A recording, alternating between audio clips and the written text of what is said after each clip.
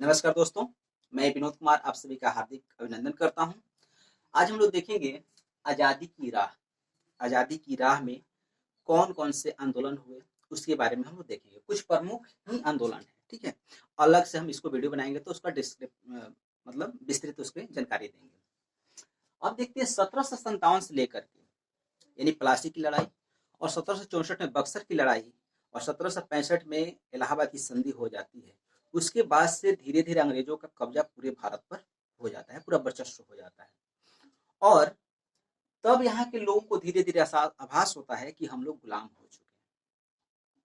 और उसके बाद से 100 साल की लंबी अवधि के बाद 1857 में सिपाही विद्रोह के रूप में व्यापक आंदोलन होता है, जिसका प्रसार आपके बिहार में आरा, देवघर, लखनऊ, दिल्ली, झांसी, कानपुर, अवध इत्यादि जगहों पर व्यापक रूप में शुरू होता है। अब देखते हैं 1857 के विद्रोह के बाद 1885 में कांग्रेस का गठन होता है।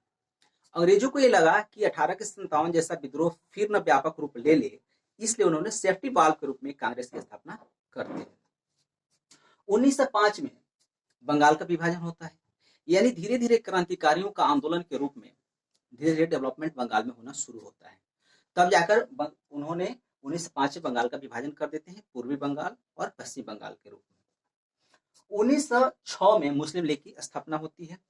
1907 में सूरत में कांग्रेस की बैठक होती है और उसमें कांग्रेस जो है दो भागों में फूट जाती है, गरम दल और नरम दल में विभाजित हो जाती है। 1911 में कलकत्ता जो राजधानी होती है, राजधानी जो है कलकत्ता से दिल्ली स्थानांतरित कर दी जाती है। और 9 जनवरी 1915 को गांधी जी का आगमन होता है, यानी दक्षिण अफ्रीका से गांधी जी भारत में आते हैं और पूरे एक साल तक देश का भ्रमण करने के बाद से 1916 में वे साबरमती आश्रम की स्थापना करते हैं और 1916 में ही लखनऊ के कांग्रेस अधिवेशन में शामिल होते हैं, जहां पर उनकी मुलाकात राजकुमार शुक्ल जी से होती है और उन्होंने चंपारण आने का आग्रह करते हैं। और 1917 में गांधी जो है चंपारण आते हैं और वहां पे तीन कठिया के खिलाफ आंदोलन करते हैं और गांधी को वहां सफलता मिलती है।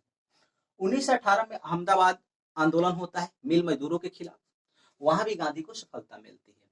और 18 में ही खेड़ा का विद्रोह होता है, जहां पे किसानों के हक के लिए लड़ाई होती है, वहां भी गांधी की सफलता मिलती है। आगे बढ़ते हैं।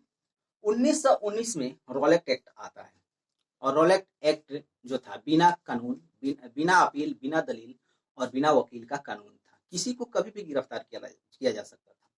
और इसी के विरोध में आंदोलन करने के क्रम में सैफुद्दीन किचलू और डॉक्टर सत्यपाल को गिरफ्तार कर लेता है और जालियांवाला बाग में बैसाखी के दिन वहां पे सभी लोग, बहुत लोग एकत्रित होते हैं, जनसभा होती है और वहां पे जनरल डायर गोलियां चलवा देता है और बहुत से लोग, हजारों की संख्या में लोग मारे जाते हैं।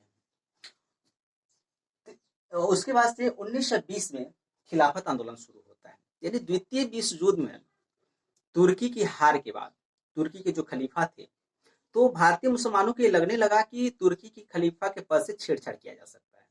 तो उन्होंने खिलाफत आंदोलन की घोषणा की कि तुर्की के खलीफा के पद से छेड़छाड़ न किया जाए, नहीं तो यहाँ पे हम लोग आंदोलन करेंगे।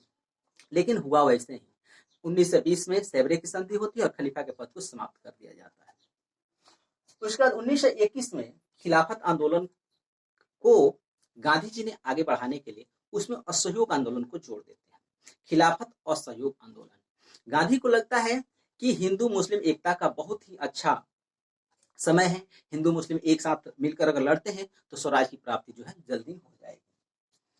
अब ये आंदोलन चल ही रहा था कि 5 फरवरी 1922 को गोरखपुर जिले के चौरा चौरी नामक जगह पे क्रुद्ध भीड़ ने 22 पुलिसकर्मियों को थाने के अंदर बंद करके आग के हवाले कर दिए और 12 फरवरी को गांधी क्या करते हैं, इस आंदोलन को वापस ले लेते हैं। अब देखते हैं 9 अगस्त 1925 को काकोरी ट्रेन कार्यवाही,